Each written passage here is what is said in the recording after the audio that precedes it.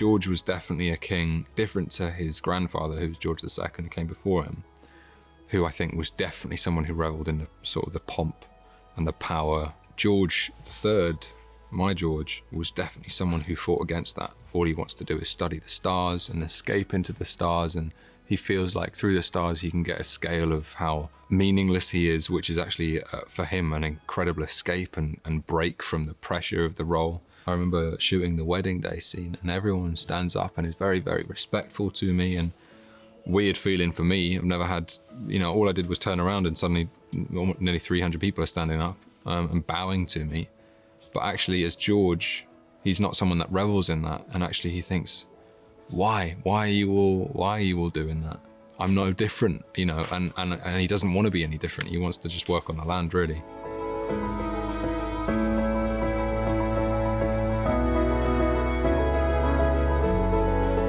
Being a mother then is very different to being a mother today.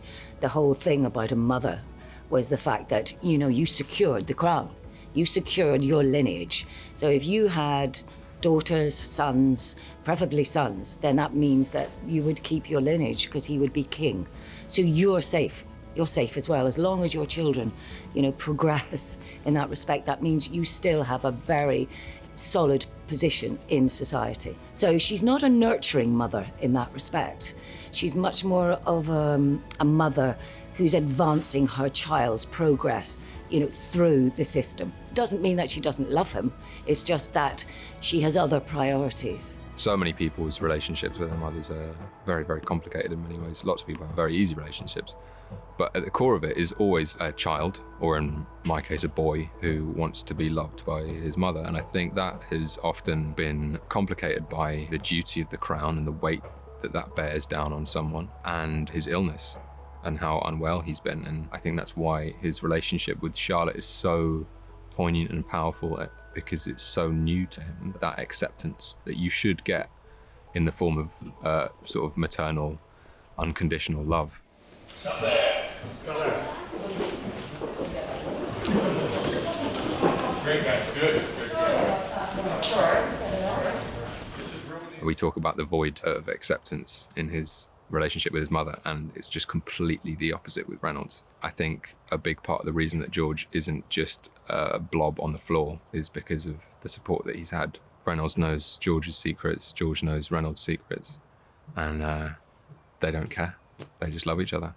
For a few years, Reynolds has been looking after King George. He's very secure in his job. He knows exactly what he's doing. He knows how to look after the king. He knows the king's secrets. And he's the only person, arguably, that knows how to deal with them. He's looking after a king with a crippling mental health disorder, and trying to keep that a secret. And at the same time, maintain this facade of well-being, of prestige. And all of a sudden, the king's life changes through marriage. And therefore, Reynolds' job becomes a lot harder because he has to maintain this secret. He has to help the king sort of maintain this facade, while at the same time maintaining Reynolds' facade. But actually, often there's stuff bubbling away at the back of his mind, going, "Is George okay?" Or what's Augusta said to George now? What's about to happen in George's life that I need to be there for, and I need to protect him.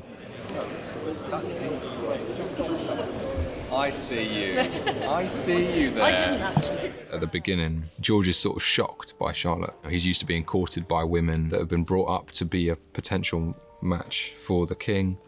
And a sort of repetitive fawning over him, not necessarily because of him, but because of the status, because of the role. With Charlotte, he finds a woman completely on the other end of the spectrum who's literally trying to escape him and everything that he represents in the throne and the crown and being king. The interaction that they have in that short space of time is unlike anything that he's ever had. It's almost like a glitch in the Matrix. It's like something that short circuits almost a repetitive monotony of interactions and relationships that he's had, because suddenly he's finding himself with someone who has also been burdened by incredible responsibility. I truly believe that George never really wanted a queen, never really wanted a wife until Charlotte came along.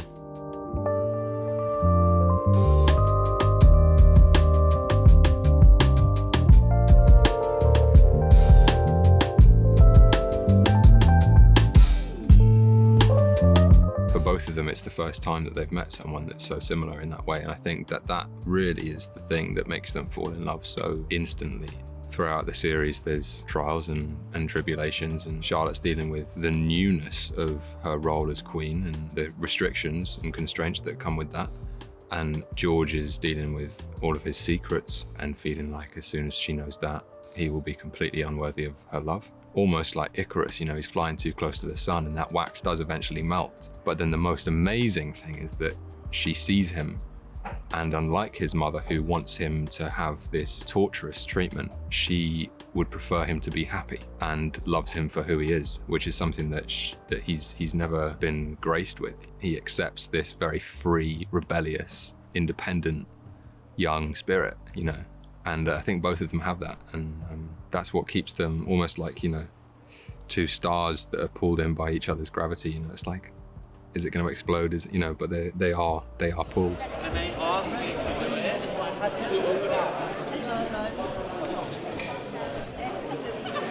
I couldn't have hoped for a better group, fellow cast members. That's I actually meant it. I meant it. Oh, Wow. If I could have thought to myself a year ago that I'd be part of a show like this, set in a world like this, set in a time like this, that would delve into that issue and that little idea there and that bit of romance, and be as sexy and saucy as it is as well, you know, I wouldn't believe that show existed. So it's what a pleasure. And as an actor, it's like I get to go from there to there to there to there to there to there to there, you know. And I'm not saying that any of it's perfect by any means, but it's a brilliant chance to learn and to grow and, you know, push myself, and yeah, I feel very grateful. Very grateful.